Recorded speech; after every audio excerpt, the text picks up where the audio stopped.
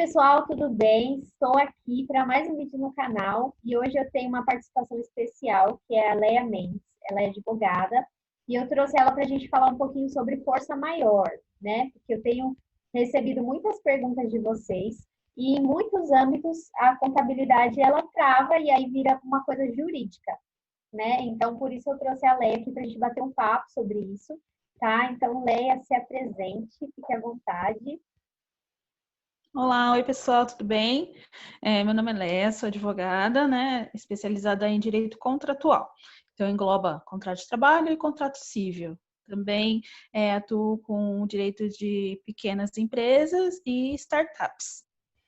E estou aqui para poder ajudar, auxiliar, tirar algumas dúvidas a respeito desse tema que está bem difícil nesse tempo de pandemia.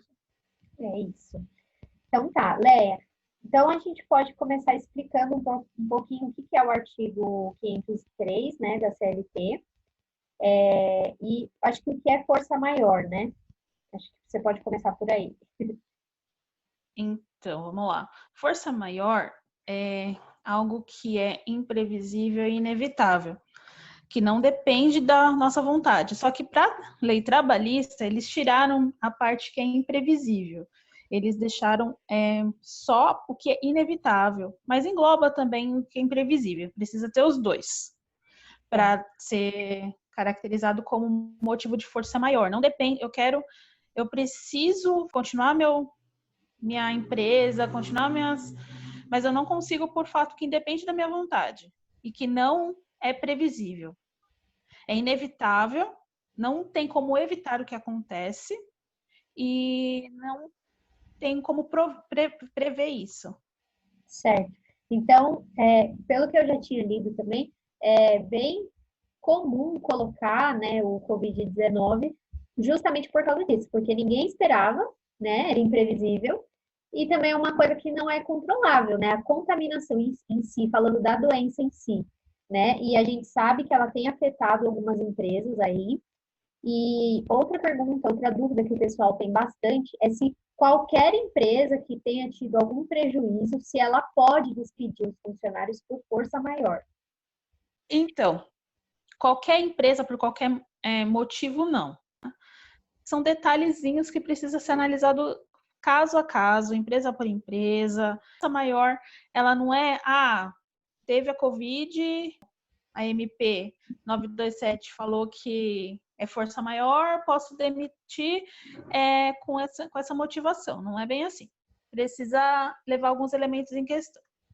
Analisar um por um, caso por caso, empresa por empresa, para saber se ela se enquadra mesmo na questão da força maior. E também tem que deixar bem claro que essa demissão, por esse motivo, tem que ser a última coisa a ser feita, não a primeira. Tentei de todas as maneiras manter os contratos de trabalho, manter a atividade empresarial, não consegui, quebrei, não tenho dinheiro e não tenho o que fazer mais. E não é toda e qualquer empresa, porque tem muitas empresas que não foram diretamente afetadas com a Covid-19. Um exemplo que eu vejo que afetou muito e que vai afetar daqui para frente são restaurantes self-service, que tão cedo não vai poder voltar como era antes. Aqueles que não conseguirem se reinventar e restaurante pequeno, que não conseguirem se reinventar, não tiver mais dinheiro, não tinham caixa reserva, talvez aplicar essa demissão por esse motivo caiba. Mas vamos, por exemplo, farmácia, supermercado foi o que mais faturou nessa crise. Então, essa justificativa não tem como ser utilizada. Entendi. Leia, então, quando a gente fala do artigo 502, sobre os funcionários que têm estabilidade, então, se houver a extinção da empresa, a empresa não precisa pagar essa estabilidade, certo? Empregado com estabilidade tem 12 meses de estabilidade. Vamos supor uma grávida, né, que não pode ser demitida. Ela tem estabilidade. Uhum. Aí, ela tem que receber o salário dela por 12 meses. sei lá, a empresa quebrou no sexto mês. Ela vai receber como se não fosse estável. Não vai ter que receber o salário dos 6 meses que faltam. Ela Ah, vai ser demitida como se fosse uma empregada sem estabilidade. então, Leia, pelo que eu entendi do que você falou, suponhamos que eu tenho uma empresa que ela foi um pouco afetada, né, com essa crise e tudo mais, mas você acha que as empresas elas precisam de um processo jurídico para demonstrar que foi o Covid que trouxe essa diminuição nas receitas, ou, por exemplo, o empresário ele vem fazendo um trabalho irresponsável há anos, né? Ele sempre teve aquele prejuízo, a empresa dele sempre fechou no vermelho. E agora, para poder ter aí uma multa menor de FGTS, se livrar da estabilidade, ele aplique isso. Existe um processo que comprove que realmente os prejuízos vieram do Covid-19? Então, se porventura ele tiver uma ação trabalhista, vai ser tese de defesa. Vai ter que apresentar o balanço. E aí, comprova, os meses parados foi decorrente da Covid ou se a empresa já tinha uma má gestão anterior. Isso dá para ver através do balanço da empresa, caixa e também da atividade exercida, né? Sim, sim. Ah, falência e recuperação judicial. Se você está indo mal das pernas, não é imprevisível que você vai falir ou que você vai ter uma recuperação judicial, entendeu? Então, é com relação à imprevisibilidade. A força maior, o direito civil, que é de onde a CLT importou a força maior, ela fala que deve ser ato imprevisível e inevitável. Mas o legislador trabalhista, ele entendeu que não precisa ser imprevisível, tem que ser inevitável. Entendi. Então, falar, ó, é imprevisível a pandemia, por isso que eu fechei. Não vale só isso. Tem que ser inevitável. Só ser imprevisível não funciona aí. Entendi. Você falou, né? Que a demissão ela vai ser a última medida deles, né? Leia, então a gente sabe que com a MP 936, o governo permitiu reduzir individualmente os salários, pagando aí o bem, né, que é o benefício emergencial. Mas se não tivesse essa medida provisória com esse auxílio do governo, as empresas poderiam reduzir em 25% os salários conforme está na CLT? Qual é a sua opinião sobre isso? Então, o artigo 503 da CLT, que permitiu a redução dos salários no limite de 25%, ele não tem mais validade diante a Constituição Federal, né, que é a Carta Magna, maior força sobre a lei federal. Porque no artigo 7º da Constituição, ele fala que só é possível implementar essa medida através de convenção coletiva, né? Então, precisa ter o aval do sindicato. Então, caso não houvesse a MP, que foi decretada a questão da força maior e possibilitou essa redução, e onde ainda tem a discussão a respeito se pode sindicato, se não pode sindicato, acabou por optando que não precisa de sindicato, mas ainda é uma discussão, só pela CLT não é possível, só com convenção coletiva de trabalho.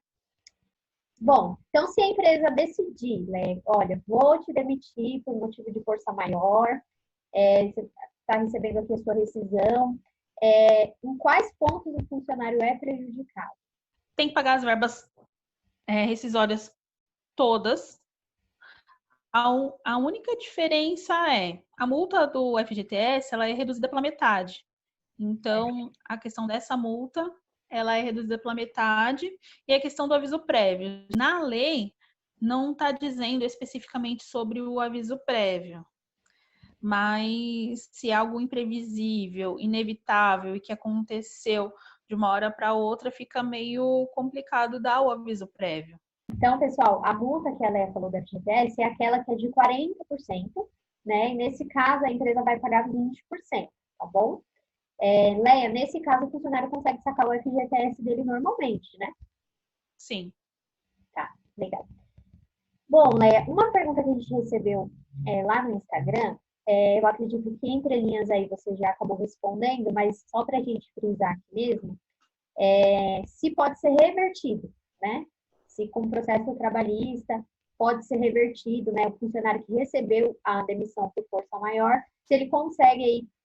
Então, como você falou que ele é prejudicado, no caso, se ele perdeu o aviso prévio e a multa do FGTS, ele consegue recuperar isso numa ação trabalhista. Se for comprovado que houve má-fé ou que não era motivo de força maior, ele vai ter que receber a rescisão normal, como uma rescisão, uma despedida imotivada normal. Legal. Então, Leia, até hoje eu tinha entendido que a empresa só poderia mandar o funcionário embora por força maior se ela baixasse o CNPJ. Então, tipo assim,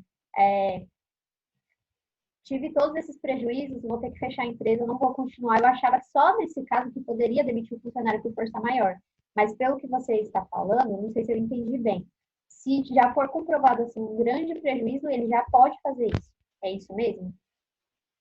Isso, não é necessário o fechamento, tudo, baixa CNPJ, toda a questão empresarial para caracterizar, né, o fechamento por força maior. Aí essa questão tributária é outra parte que ele vai ter que resolver, mas para a parte trabalhista não é necessário. Leia, então, em questão do artigo 486, aquele que é quando o governo pede, né, que a empresa feche, você pode comentar um pouquinho sobre isso para a gente? O artigo 486 da CLT, ele fala que, no caso de paralisação temporária ou definitiva de trabalho, motivada por ato de autoridade municipal, federal ou estadual, ou pela promulgação de lei, resolução que impossibilite a continuação da atividade, prevalecerá o pagamento da indenização que ficará a cargo do governo. Olha o rolo desse artigo no meio disso. Tem muitas empresas que estão fechando, alegando o motivo de força maior, cumulado com o fato do princípio, por quê? Aqui em São Paulo, por exemplo, foi determinado o fechamento do comércio por ato do governador. Então, muitas empresas, principalmente as grandes que tiveram algum prejuízo, estão invocando esse fato do príncipe para falar: olha, é um motivo de força maior, então com relação, eu vou demitir o funcionário e você que pague a multa, governo. Mas precisa ter muito cuidado com relação a isso.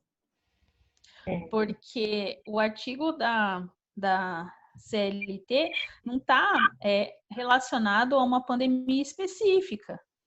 Então, não dá para sair atribuindo culpa do governo, porque eu não consigo exercer minha atividade e invocar o fato do príncipe para que o governo pague a multa da indenização. Então, isso precisa ser analisado com muita cautela, junto com a questão dos advogados, as empresas, o próprio poder executivo do Estado, né, no caso o governo, que mandou decretar, que teve o decreto de fechamento, porque a pandemia da Covid é algo totalmente novo, né? Então precisa ser analisado com cuidado. Teve alguns restaurantes dois restaurantes que são bem grandes, que teve uma demissão em massa e que estão discutindo essa questão do fato do príncipe. Mas é algo que tem que ser bem discutido. Bom, pessoal, é isso. Esse foi o nosso bate-papo aqui. Leia, muito obrigada pela sua participação, por tirar as nossas dúvidas. Gente, eu vou colocar aqui o Instagram da Leia. Sigam ela lá, ela coloca vários conteúdos aí de utilidade pública, tá? Então, se você é novo aqui no canal, não deixe de se inscrever, de curtir esse vídeo e enviar aí para as milhares de pessoas que estão passando, infelizmente, por esse problema. Leia, um beijo. Obrigada. Muito obrigada. Tchau, e até mais. até, tchau, tchau.